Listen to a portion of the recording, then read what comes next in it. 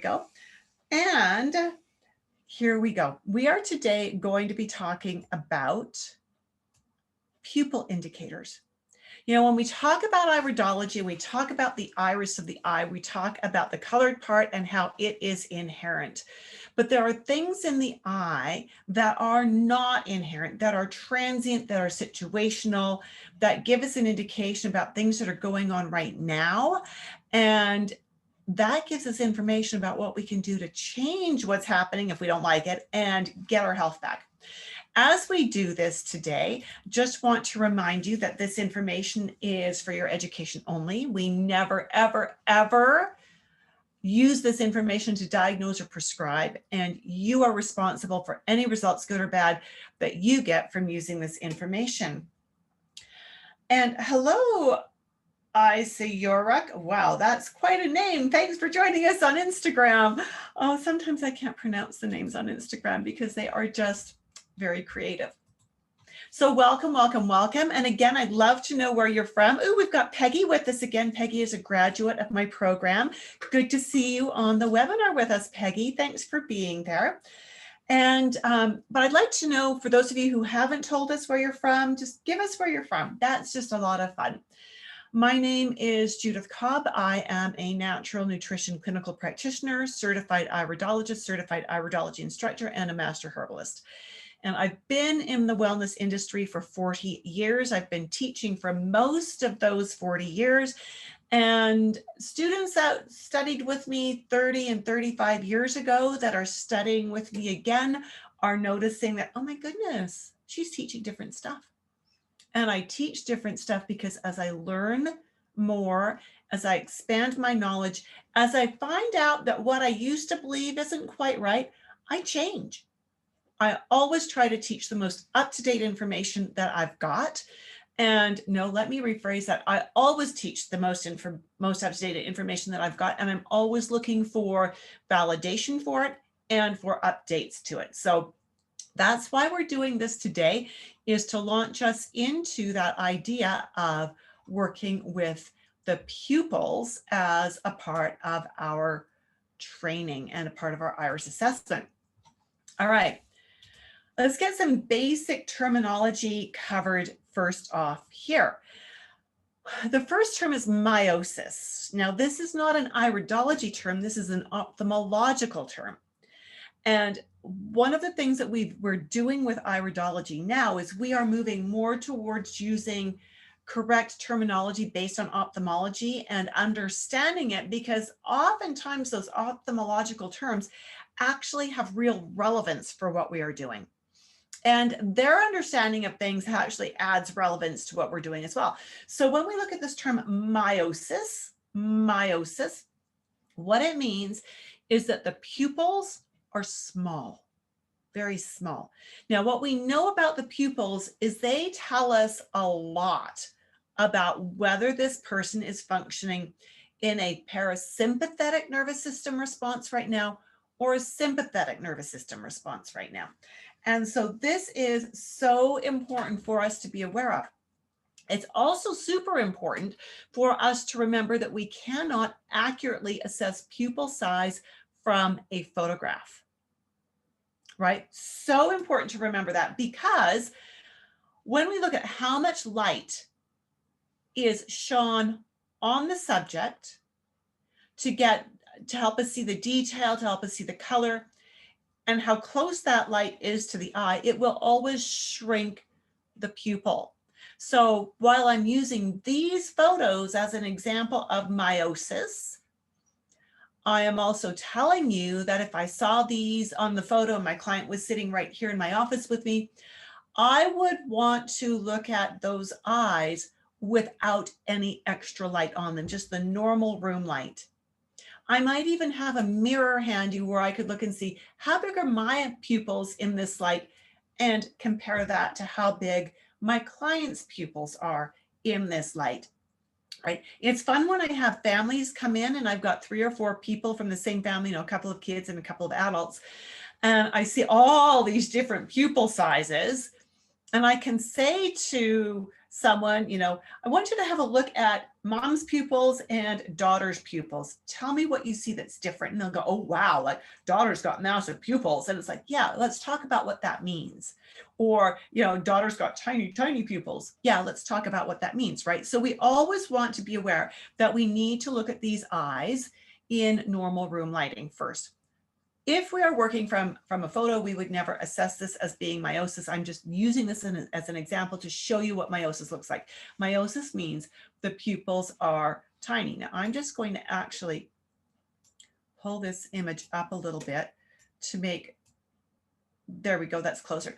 So these pupils are very small. Again, there's a lot of light shining in them. If this was a normal situation, normal room lighting, and we saw pupils that were this small, we would know that this person functions primarily in the parasympathetic nervous system. This is one of the reasons why you need to know anatomy and physiology when you do iridology, because the parasympathetic nervous system is the side that keeps us calm. It's the one where we go, and we just kind of relax and we're feeling good. But these people like to be in control of everything to keep their world completely in order. And as long as their world is completely in order, they are relaxed. If their world becomes disordered, they struggle with it. They get really anxious with that. They get very concerned with that. And it's a challenge for them.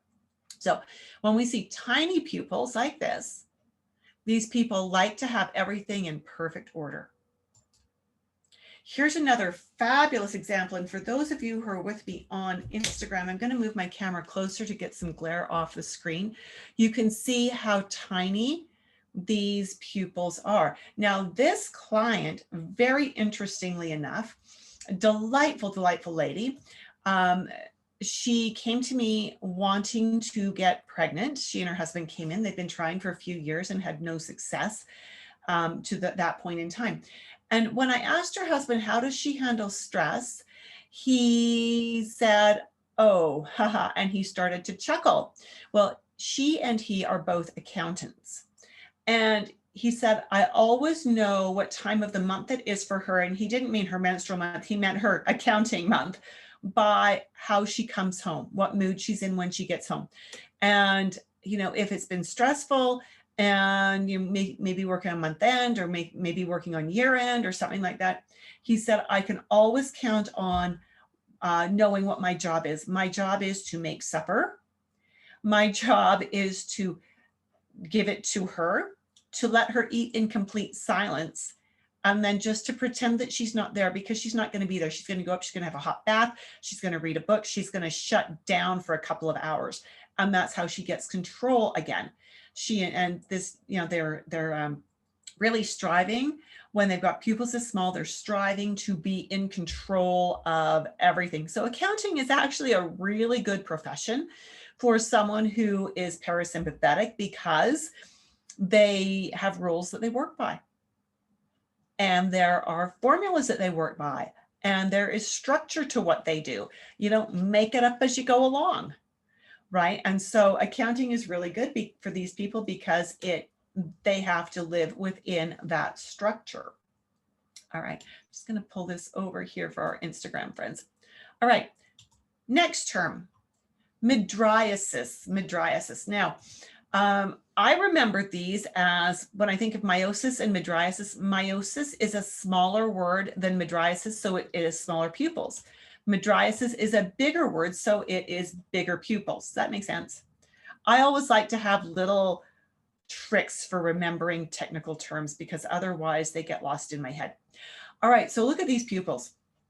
Now, some of you might be tempted to think, oh my goodness, is that person stoned? And the answer is no, this person was not stoned. This is the eyes of my youngest daughter when she was, this would be about 3 or 4 years ago. She's, at that time she was a late teenager. And we often see that these large pupils are very common in children. So the pupil size can be transient. It can be very transient. So what this says is she's living in, at the time of these photos, she was living in the sympathetic nervous system response zone, which means she was waiting for every little crisis to happen. A little bit of an anxious personality. And there's some other indicators that we don't see in these images that say that she really does have an anxious personality. And so she tends to make a mountain out of a molehill, if you're familiar with that saying. When she worked in a restaurant as a hostess, if anyone was mean or nasty or said anything negative, and it's really awful to think that people are like that to the front end people in a restaurant, she would come home and she would sit here in my office with me and she would go on for about 20 minutes telling me about this awful incident. And then I would say, and what happened that was good? Did any of your favorite customers come in? Was anyone particularly complimentary to you? And I would get her to refocus on the positive things. And that would help her to calm down faster. But when we see this, when we see these enlarged pupils, it means this person, again, is functioning in that sympathetic mode. What are some other causes of large pupils? Of course, dim lighting. Well, my camera has a lot of light, so these pupils stayed that big with this camera. Holy doodle, they were big pupils. So we can assess Madriasis from a photo because the photos always use a lot of light. And if the pupils only come down this far with that much light, we know this person is in that sympathetic response zone. Other things that actually make our pupils go huge when we're looking at someone or something that we really enjoy and we really love. Now, I don't know that my pupils have ever gone this big looking at my husband, but it is a cue that if your pupils get bigger, you're looking at something you really want to see. They also get bigger when we're looking at something we don't want to see. So if you come up on a horrendous car accident, for instance, your pupils will get bigger. Okay. Why does this happen when we are in that sympathetic response mode? This actually increases your peripheral vision. And if you are running from, I don't know, a bear, you don't want to have to turn your head all the way around to see how far behind you that bear is.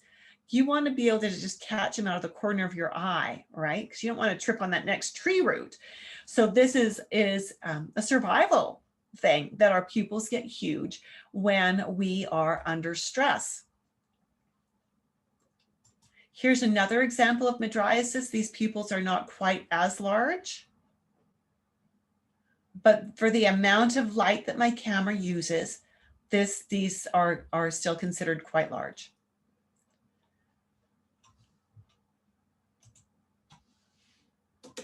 So again, these people are waiting for the next crisis. They're waiting for the next shoe to drop, the next bomb to go off, the next phone call that they need to panic about.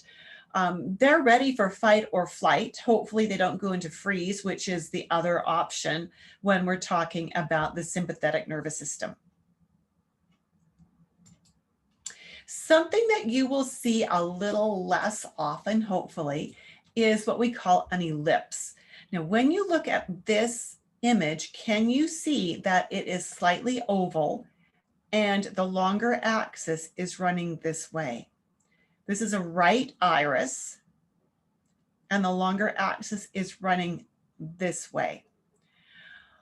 When we see an ellipse, it suggests a few things, and we never ever jump to conclusions. We always want to see more indicators, have more information before we go saying anything that could scare the daylights out of a client. Right? Because again, we don't diagnose. When we see an ellipse, it can suggest an increased risk of paralysis. So we need to understand what could cause paralysis. Well, we're going to talk about that in a minute from a different angle.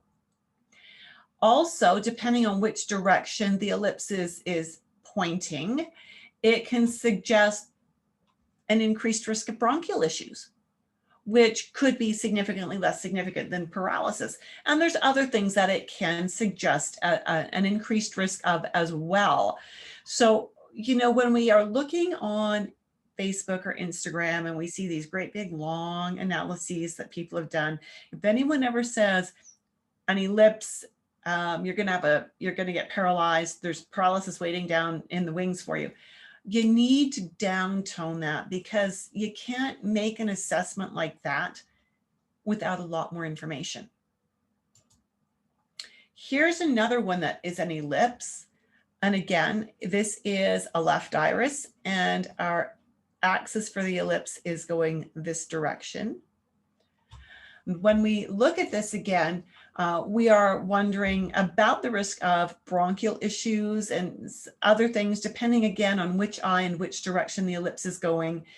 And we have a potential increased risk of paralysis. Now, this is a client who came to me a couple of years ago, and paralysis is not something that I'm concerned about for her. She was coming in with some significant digestive issues. And so the pupil actually did not teach me anything about that, but the rest of her eye sure did. Now, I mentioned that we would talk about risk of paralysis and things like that. And we're going to do that as we talk about flattenings, because flattenings give us more information, more potential information about this. Pupil flattenings, as we said earlier, the pupil shape itself is very dynamic, and it can be changed if the person is willing to do enough of the right kinds of homework. Pupil shape correlates directly because the inner edge of the iris, right in at the very edge here, are cells that are extremely sensitive to light, and they are also extremely, they send a lot of different information to the brain, and the brain sends a lot of different information back. And so when nerve feeds are affected and information's not moving quite the way it should, the pupil will change shape. And as the pupil changes shape and becomes flat on any aspect, that teaches us about what is currently going on in the body. And these flattenings, I'm going to show you an example later on of some flattenings that have been there for years because the person's not doing their homework. All right. So when we see flattenings, we need to have a good iridology map, and I prefer the dynamic iridology map, which you can download from my website at iridology.education. There will be a little pop-up box in the corner that will ask, do you want to download this, put the information in, and it will send you a link to be able to download the map. And this is the map that I use in my PAGE classes that my students all work from. So it's a solid map. What we're looking for here is, first off, what organs are right next to where the flattening is. So can you see that this is really flat across the top here? We would be looking on that map and saying, what is in this part of the eye? Because that's being affected by this. And what is exactly straight across? Because these organs will also be being impacted by this. So this eye in particular is suggesting some nerve feed issues potentially to the pituitary gland, especially, also to the kidney and adrenal. And this is a right iris, so this would be on the right side of the body. We also have flattening here, which is going to correlate to lungs and bladder. Okay, and so we can ask questions about those areas. We can also ask questions about subluxations, about spinal misalignments. Have they had any injuries? Did they fall off a horse, fall down the stairs, slip on the ice? You may not have ice where you live, especially in India, at least ice out on the roads in the wintertime. And so we need to find out if there's been an injury or a trauma to the spine, because that will alter the nerve feed, that will alter the pupil shape. Is this making sense? Here's another good example of some flattenings. Now, sometimes the flattenings are really bold and sometimes they're not. Can you see how this almost looks triangular? We've got slight flattening here. We've got a bit of a flattening here as well. So when we look at this, this is a right iris, and we look at inferior medial. The adjacent areas here are pancreas and liver, and opposite we'll have pancreas again. The inferior lateral, we're looking at ovary. And as we look at this in particular, this was a young woman, 20 years old, who came to see me because she was gaining weight. But in the course of our conversation, what came up is that she probably is pre-diabetic. Of course, I can't tell her she's that, but she probably also has polycystic ovarian syndrome, and I can't tell her that because those are diagnoses. But she had things like she was gaining weight, she was eating a lot of carbs because they're cheap, and she was in university. And her menstrual cycles were typically 8 weeks apart, which is a key indicator of polycystic ovarian syndrome. So I suggested that she should go back to her doctor, ask her doctor if there might be a chance that she might have insulin resistance and polycystic ovarian syndrome. And that was, and then she went back to university, and I haven't seen her since. But that was the foundation upon which we started doing dietary changes, suggesting that she needed to get some physical activity every day, that because she had a kitchenette in her university dorm, that she should be buying some fresh produce and some good protein and incorporating that into her diet, eating less in the cafeteria, and start to bring her metabolism around. But when there's other indicators in here that I can't show you because of the type of picture we've got here. But the fact that she has the flattenings down here that correlate beautifully to pancreas, liver, and ovary, all of which are involved in insulin resistance and PCOS.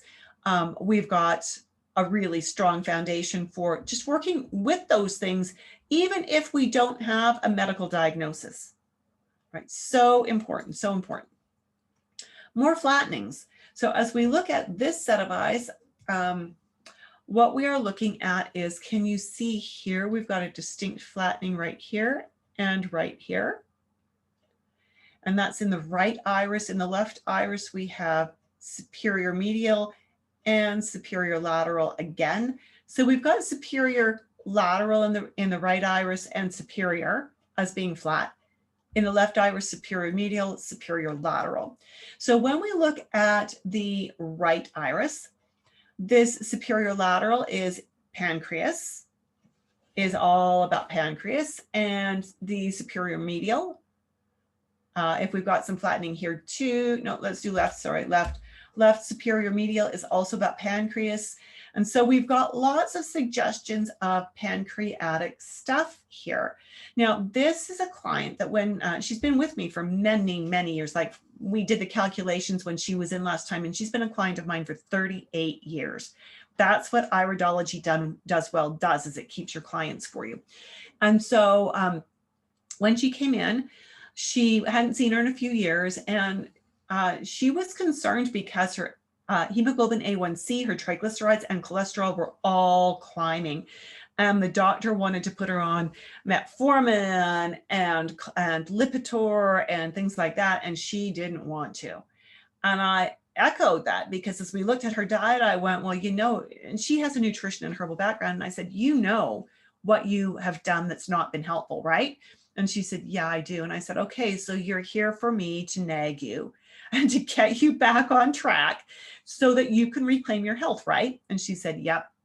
So we started working on that. Her A1C started to come down. Her cholesterol started to come down. And so this is like 18 months ago that we started this work, but her eyes are telling me she's already gone quite a ways down that rabbit hole.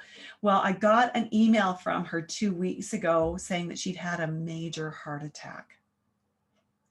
Right. And so now we are working again, haven't seen her for 7 or 8 months, get this email saying just had a major heart attack, 100% blockage in one of the coronary arteries. And so now she's done several meds. We are now working around that and working to really get her back on track again. She's in her mid-60s, and we need to keep her healthy. We absolutely need to. And it's totally doable. We can work with her and help her regain all of her health. So, c'est moi, this is me.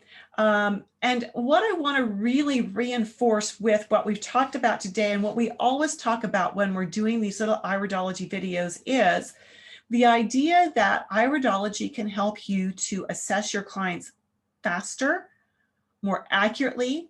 It can help you to create better and faster rapport with your clients, and it eliminates the need for an intake form. And that's important because the intake form is a waste of time. You need an informed consent form, but not an intake form. And so with this, I'm just going to drop a few, talk for just like 3.5 minutes about the upcoming course, Dynamic Iridology Assessment System for Holistic Health Practitioners. This is the only live, online, fully mentored iridology program for nutritionists, herbalists, and naturopaths who want to streamline their clinical work without sacrificing client care. Most of us, before we learn how to do iridology properly, spend hours creating client programs, hours for each client program. We don't need to do that. It's not helpful. It's not useful. It's not necessary. And so the focus of this program is to not only teach iridology to practitioners, it is also to teach them how to integrate everything they already know about nutrition and herbology and whatever wonderful skills they've got under their belt, so that they can do a next steps program, create a next steps program right in their client session, right? So what that means is, rather than you going off and spending 2 or 3 or 4 hours creating a program for your client that is going to overload your client with too much homework, you can now, right when you're with them, come up with the next 2 or 3 very precise action steps that your client needs to do to take them to the next level very successfully. This is what one of my grads said. This is Karen Choate, the lovely Karen Choate, and she doesn't have her photo up there, which is sad because she's a very pretty person. Iridology has helped me understand the relationship between different organs and organ systems more in depth. Iridology also gives me an advantage of seeing the potential for different genetic traits and qualities that may be underlying. By observing the constitution, for example, you can extrapolate how the person's body will likely respond to applications of healing methods. Therefore, it has helped me to expand my knowledge and increased efficiency at providing more precise recommendations for health-oriented options. I love that. She is a CNHP with a specialty in gut health.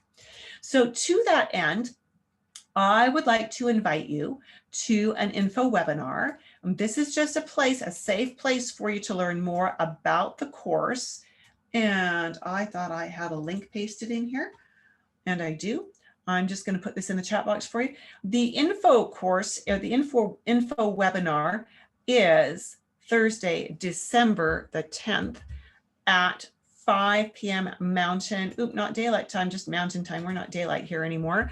We've just changed from that. And again, this is really just to give you information about the course, to see if this course is right for you. If you check your chat box, you will see that I have pasted the webinar registration link there for you, so that if you want to register, you can. Oh, and Peggy, thank you so much. She said this about the course. Like I said, she's a grad. Such an awesome course by the best teacher. Thanks, Judith. Oh, Peggy, thank you. Thank you. Peggy knows that I strive very, very hard to provide the best learning experience for all of my students. And so there we go. And the next full-blown Confident Nutritionist Dynamic Iridology Assessment System for Holistic Health Practitioners, that is such a mouthful, is starting on January 28th at 5 p.m. Oh, dang, take out the daylight here. January 28th, 5 p.m. Mountain Time, 4 p.m. Pacific, 6 p.m. Central, 7 p.m. Eastern. And if you're in a different time zone than that, that I don't have there, you can use a time zone calculator to figure it out. And so that just gives you the heads up of when the next full course is starting. And I encourage you to join me on December 10th to learn more about the course, to learn who will benefit the most, how to use what you learn, the tuition, what you get with the program, how much mentoring and support there is, all of those good things. And so with that, thank you so much for being with me today. I've enjoyed this. Are there any questions just before we wrap up? Any questions? If you are typing a question If you would raise your hand, that would be great. And then I know to wait for you. And it does not look like we have any questions coming in. So thank you so much for spending this last half hour with me. I have appreciated you being here, and I look forward to seeing you again real soon. Bye for now.